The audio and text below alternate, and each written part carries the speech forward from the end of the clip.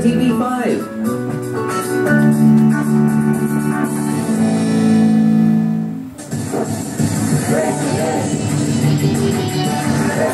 Nakatutok pa rin sa face-to-face at kausap na natin ngayon si Aling Bubot na sinasabi niya, di umano, ang kausap naman niya tungkol sa kuryente ay yung Valentin. Ang usapan po ay magkano kada buwan? 100 lang ako binabayad ni Valentin sa akin. Ang sabi ni Aling Delia, naniningil daw kayo 300. 3 pamilya kasi sila doon sa bahay. So sa isang pinto, kung 3 pamilya, kada pamilya 100. So paano nga po, kasi ang sinasabi, pinuputulan nyo daw ng kuryente. Napuputulong kung sa'yo. Siyempre, hindi kaya ng wire. Kung ano naman sinasaksak nila, may mga kalandi kuryente. Bibigay nito. Nag-overload. Pwede pagsimula ng sunog yun. Kaya nga ako inalis na nga ako yun. Oho.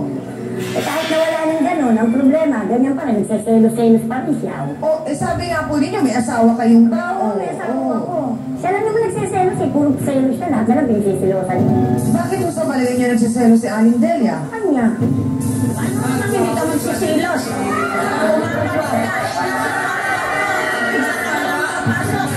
Nakita mo ako, ano sabi mo sa sabi? Baka naman hindi ka naman makalaw sa kaya nagsaselos ka. Ilan po bang anak mo? Anak ko. 11! Oh, wow! Isa lang ako manon? Hindi ho, 3. Basta ang mahalaga, kaya niyong paaralin, kaya niyong buhayin, maayos naman ang katayuan nila lahat ngayon. So ito pong kinakasama niyo ngayon, ito na yung pangatlo. Okay, bakit pati yan ay napapakialaman? Pag yung asawa ko nagagalit sa kanya. Bakit kung nagagalit? Pag nawala sa mata niya si Valentin, hahanapin sa lugar namin. Kung siya mo sa bahay namin, nandiyan pa si Valentin. Hinahanap mo sa akin. Pag tinatanong ko kung anong gusto mong sabihin, hindi mo Hindi mo alam kung may bad dahil lang, ba't hinahanap ko eh. Nasaan nga yung Valentin? Bakit? Hindi mo namin alam kung nasaan. Kung si mo asawa ko, sabi, ba't di ko matanong kung nasa si Valentin? Dito ba nakatira yun? Kasama mo, dito mo hinahanap. So hindi yung kaya Aling Delia ang may problema ay si Valentin dahil nga sa medyo bata pa. Ma'am, alam ko yun. Yung asawa ko, alam ko ugali niya. Kahit 1 taon pa kaming huli ko na ugali niya. Babae dumidikit, siya ang dumidikit. Kasi punta yan sa bahay. Ang tangalit na pagkal... Tingnan mo ay tura na Klaro sabi mo, Okay. tingnan mo ang tura na asawa mo. kung anong kasasawa mo. Ang itsura na asawa mo, sa itsura na asawa ko, tingnan mo. Sino mo ba mas gwapo? Abay, mas gwapo ang asawa ko. Abay, kitang-kita niya raw kung paano harutin kasi nga naman ni Aling Bubot ang kinakasama ni Delia. Para daw kasi silang mga teenager.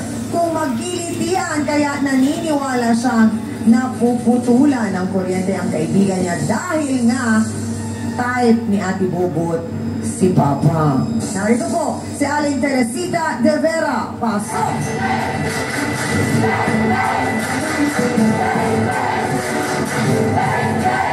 Aling Teresita, magandang umaga po. Paano po ninyo nasabing type ni Aling Bubot si Valentin? Paano hindi ka masasabi? Tuwing pupunta siya kila Delia, hinahanap niya si Valentin. Oh. Masama bang hanapin? Baka naman ho kaya hinahanap si Valentin para tumulong na ayusin yung kuryente. Hindi Kasi naman. pagkasama niya raw po si Valentin, tuwang-tuwa silang dalawa. Yaya pa. Sabi po ninyo, mas gwapo ang asawa ninyo. Bakit ho kayo chinichismis ng ganon? Talagang ganyan, walang mga magawa na sa buhay yan. Saan ba, May sabi nito, may sigarilyo, sinisigarilyo mo pa. Baka si Valentin ang nagnanasa sa akin, hindi ako.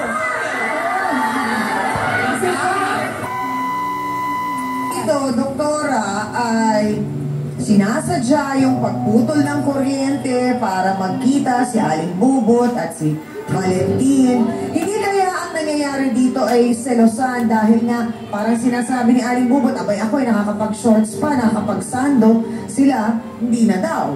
Unang-una na Chang, bilang isang babae, kailangan yung seguridad mo sa sarili mo nandun eh. Pero lumalabas dito, napakadami ng kanyang insecurities. So ang tendency, parang lahat ng movement nung kanyang kinakasama, minamatyagan niya. Hindi naman ibig sabihin na totally siya na yung magiging kinakasama mo habang buhay. Tandaan niyo yun dahil kasi unang-una, 1 taon pa lang kayo. Tapos pangalawa, hindi ka nakakasigurado kung ano yung commitment na binibigay sa iyo ni Mang Valentin. Pangatlo, dahil sa ganyan na meron na siya kakilala before, dahil parang si Mang Valentin at saka itong si Aling Volta ay kakilala talaga, lumalabas, ginagawa niyang kompetisyon. Bakit nga ba kayo kilalang Aling Volta doon sa lugar niyo? Tropa, yun ang bansag sa inyo. O hindi ba lang pera talaga niya, nakakasama niya sa mga inuman. Ano? Kaya alam mo, wala naman pong problema sa asawa niya o sa kinakasama niyang pag-inom niya. Malinis ako, wala akong ginagawang masama. Kaya yung mga mata niyo lang masasama. Parang lahat ng bagay napapansin, doktora. Oo nga at hindi lang yan, Chang. Kung napapansin nyo, sa edad nila, may tropa sila. Kasi kapag tayo may anak na hindi na tayo nagtatropa, may friends na tayo. Anak! May tropa! So, ang tendency talaga, alam nyo, pag yung ganyan, sana yung mga edad nyo, kung 40 pataas na kayo, you have to mature. Nawala na dapat tropa. Kung meron man kayo, may mga set kayo na mga kaibigan na tutulong sa'yo, pero hindi mo yung tropang pang-inom at saka yung tropang mga ganyan na aabot sa ganyan na nakakagulo ng inyong mga pamilya. May Facebook po ba kayo? Wala! Hindi ba ako kayo mahilig na madalas mag-Dota? Hindi kayo naglalaro nun? Pero may mga kainuman kayo? Pero yung asawa nyo, okay lang na umiinom-inom kayo? Alam naman yun. Salamat po, Dr. Camille. Okay naman pala daw sa mister niya, Hans, at mga kasawsawan na may barkada. Si Aling Bubot. Pero para bang hindi lang matanggap siguro ni Aling Delia at ni Aling Teresita. Huwag mong guluhin yan. Iputang naman kaya. Huwag kang umarte din. Oo nga, Chang.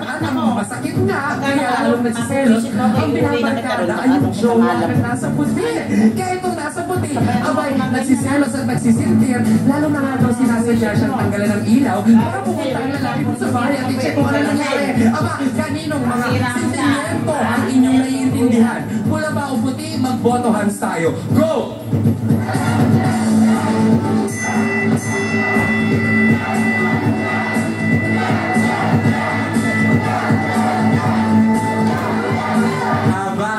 Mukhang hating-hati ang mga sawsawera ngayon, ha? May mga naniniwalang itong si Aling Volta, wala naman talagang ginagawang masama, pero may mga kumbinsido siya na may dahilan para magselos naman ito si Aling Delia. Nako, ha? Ayan ang ating boto, Hans. Eto na pamangkin siya ni Aling Delia, pero maging siya, kagalit din ito. Abay, bakit naman? Dahil rin ba kay Valentin? Narito po si Maylene Mondehar. Pasok!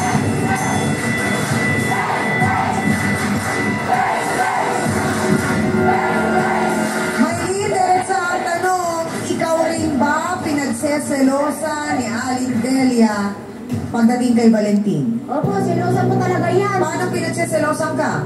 Mahilig po yung magpaparinig na kung ano man sa akin eh. Kahit wala nang pong ginagawin sa asawa niya, magtatanong lang po ako eh. Tingin niya, nagsisilot sa asawa, ginagawa na kami ng asawa niya. Sinungaling! Aling Teresita, napamahili po ba kayo? Ito po lang si Valentin ay gwapo. Sinasayaw naman ako sa'yo. Ayaw na si sa'yo sa asawan eh. Pero alam ng Valentin na gwapo siya. Nagkagawin siguro kasi gwapo kasi namin ng asawa niya, kaya siguro ganun. So, kung tatanungin kita, Maylene, 1 to 10, 10 pinakamataas.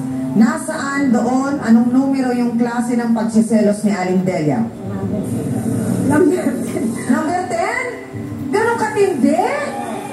Ganyan po yan kung magsilos.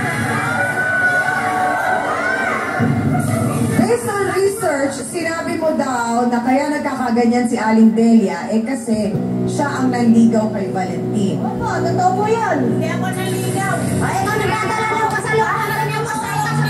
Ano ba ako nagligaw? Ano ka naman, babae ako, maliligaw ako.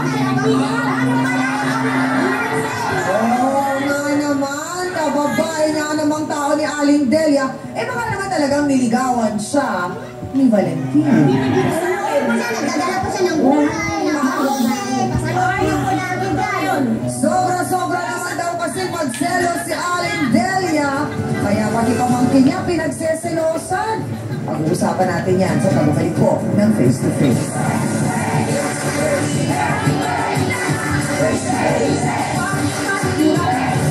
Kung po sa maraming beses na nagsiselos si Aling Delia, hindi po ba umabot sa punto na naisip niyo na, sige, lagi na sinasabi, baka may babae ako, mambabae na lang ako?